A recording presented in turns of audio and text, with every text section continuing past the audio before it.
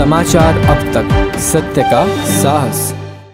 राष्ट्रवादी काँग्रेस शरद पवार गटाच्या वतीने जाहीरनामा प्रकाशित झालाय। यावर भारतीय जनता पक्षाचे प्रदेशाध्यक्ष चंद्रशेखर बावनकुळे यांनी हा जाहीरनामा नव्हे तर खंजरनामा अशी टीका केली आहे। यावर आमदार बच्चू कडू प्रतिक्रिया देत म्हणाले की आजपर्यंत कोणताही पक्ष, काँग्रेस असो किंवा भाजपा, जाहीरनाम्यानुसार काम केलं नाही, त्यामुळे या जाहीरनाम्याला काहीही महत्त्व उरलेलं नाहीये। ऐकूयात बच्चू कडू पुढे काय म्हणाले।